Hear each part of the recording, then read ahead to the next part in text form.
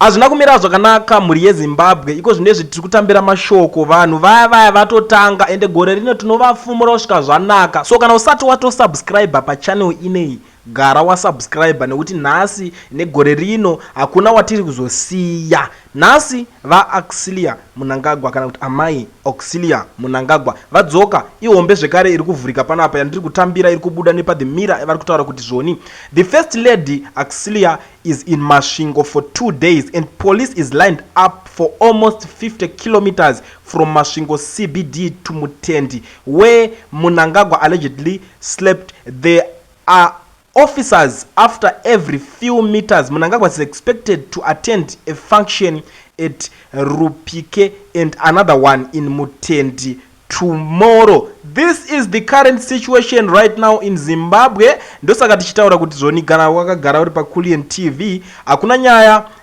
dzaunopotsana nadzo. Zvinhu zvinosiririsa kwazvo. Vanhu ava kutoona kunge nyika yacho yavo. Vakona kunge yavo. I don't know what's so special about being a first lady. I don't know what's so special about that. Kana kuti tinozviziva zvingangova special but hazvireve kuti vanozova more special than my citizens of the country. I think mari yese iri kutambiswa pachinzi polisi vari kumhanya mumarodhi vari kuita sei mari iyoyo ikaitwa something senyika tinoenda kumberi tinobudirira. I still remember mari yandakambonzwa yavainzi vakashandisa pavaipinda pane private jet rainzi rinonge richichaja up to 11,000 per hour. Mari iyoyo yakatibata sema citizens of the country. That's why tichiti pese pevano travela zvinotirwadza tinenge tichida kutonzwisisa kuti vari kuita nezvei, because last time takazonzwa wanzi pavaitenderera vachitamba nhodo pavaitenderera vachitamba maflau pavaitamba mahumbwe nevana vadiki pakanzi paidyiwa 60 million according to comrade Bombshell Blessed Rinoesugeza. Vakabuda vakazvitaura vageza vakati zvoni pakashandiswa 60 million yekuti pangoitwa icho chiproject. I don't know what kind of project is that. I don't know kuti rine results arakaunza here even after vaspenda that amount of money iyoyo. Andifungidzira kuti pane vese vakadzidziswa kutamba nhodo dzacho dzine results kana kuti mari vese pane zvavakaitirwa kuti mari iyo yakazomboungana here vakakwanisa kuiunganidza inosvika up to 60 million. Zvichiri kutotinetsa una nhasi senyika. Saka ndo zvinhu zvekuti tinenge tichitanga kuda kupanika manje. Taura kunzwisisa kuti what is going on kana pakanzi pabuda amai Auxillia Mnangagwa vachienda out. Teida kunzwisisa kuti vane mari. Now ndiri kuona a lot of Zimbabweans are commenting on this issue. Umwe ari kuti Auxillia is the West Chigananda and a waste of taxpayer dollar. Ndo mashoko ari kubuda pari kutaurwa nemunhu wakomanaka. There are officers after every 100 meters. Hey, wakomanaka. Yeah, this is serious. And ameno kuti tinosvika kupi kana tichinge zvakudai so. And vanhu vacho kunyara havatombonyari kana kutya nyadza hapana vanovhunduka.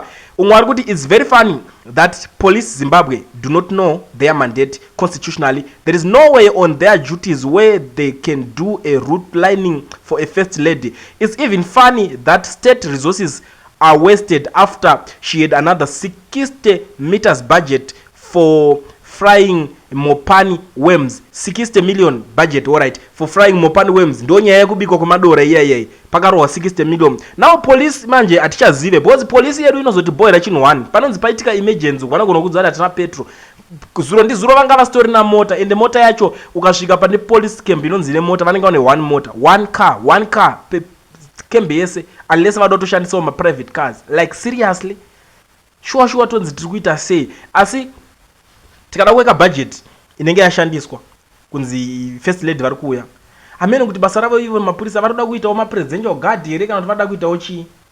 Budget yatiri kuzonzwa inenge yashandiswa ipapo ndo iri kuti vhundutsa pakaipa. The heat is becoming too much for the old man, hence he went to seek for divine help from Mapotoli geza vakomanaka.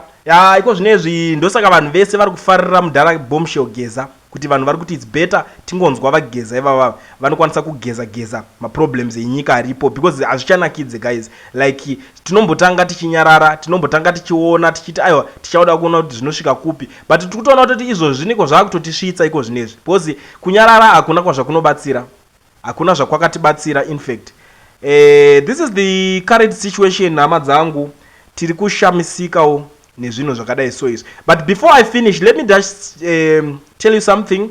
If you are in South Africa, if you want to register an FNB business account, if you want to register a company, kana uchida kuregisterwa company yako uchida FNB business account, ndauya neava vanonzi ve-education research vanokwanisa kukuitira zvese izvozvo. Wobva watanga kutonakidzwa nelife yako, wakutofambirwa nezvinhu, wakutoitawo madeals ari kuitika patoners. So contact them on this number that are showing on the screen. Munongotora number idzodzi motaura navo monzi right, tabva kuna Kuliend, munonotaura navo tabva kuna Kuliend, tanzwa kuti especially kune vari in South Africa muri kuita ma-offers, muri ku-offer zviri nani. So contact them on their numbers, motaura navo, munokwanisa kunzwisisana ipapapa.